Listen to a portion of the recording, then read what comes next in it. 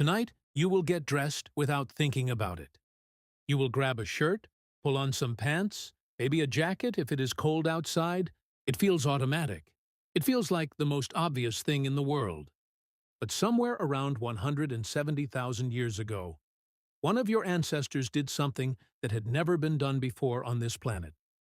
They picked up an animal's skin and they put it on their body on purpose. Why? The easy answer is the cold. Humans are not very furry. Winters can kill. So early humans covered themselves to survive the temperature. That answer feels right. It is also incomplete. Here is the strange part.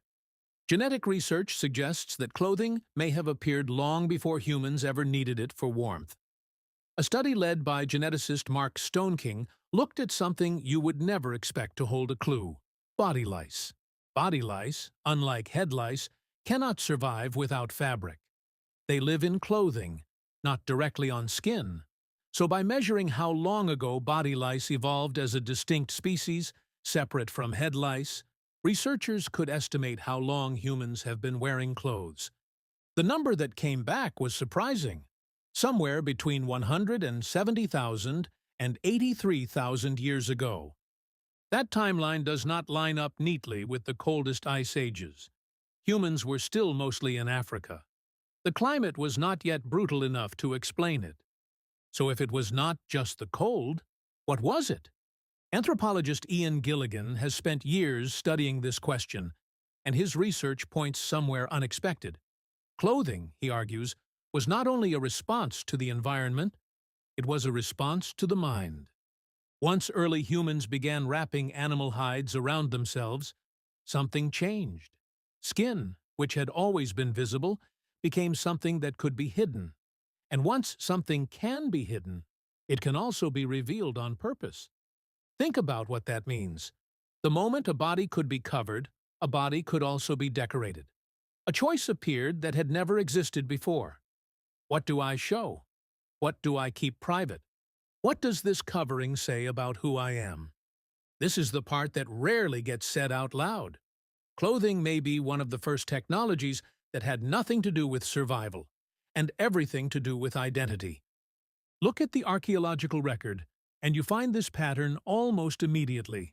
Bone needles, some dating back tens of thousands of years, were not built for crude wrapping. They were built for shaping, for tailoring, for making something fit a particular body in a particular way. Ochre-stained tools, deliberately arranged shell beads, fabric fragments dyed with plant pigment long before dye had any practical purpose at all. Humans were not simply staying warm. Humans were starting to say something. Here is where the story gets even stranger. Researchers studying isolated modern populations, including groups living in consistently warm climates with no real need for body coverings, still find complex traditions of adornment. Paint, scarification, woven material worn specifically for ritual, rank, or belonging. If clothing were purely functional, this should not exist.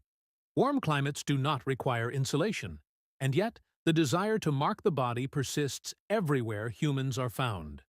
That is the twist hiding inside your closet right now. You probably do not think of your morning outfit as an ancient ritual, but in a very real sense, it is one of the oldest continuous behaviors your species has ever performed. Every time you choose an outfit, you are doing something that predates written language, predates agriculture, predates almost everything you would call civilization. Psychologist Karen Pine has studied what she calls enclothed cognition, the idea that what you wear does not just signal something to other people, it actually changes the way your own brain performs. In her research, participants wearing a coat they believed belonged to a doctor showed measurably sharper attention during tasks than participants wearing the exact same coat when told it was simply a painter's coat. Same fabric, same fit, different meaning, different brain. So clothing was never only about the body. It was about the mind wearing it and the minds watching it. Consider what you did this morning. You may have picked a shirt because it was comfortable, but some part of you also picked it because of what it says. Professional, relaxed, ready, confident, guarded. Your ancient ancestor wrapping a hide around their shoulders 170,000 years ago may have been solving the exact same problem you solved this morning, just with fewer options and higher stakes. Stay warm, yes, but also be seen the way I want to be seen. There is something almost tender about that. Long before your ancestors had cities, before they had permanent shelter, before most of the tools of modern life existed, they were already asking a deeply human question.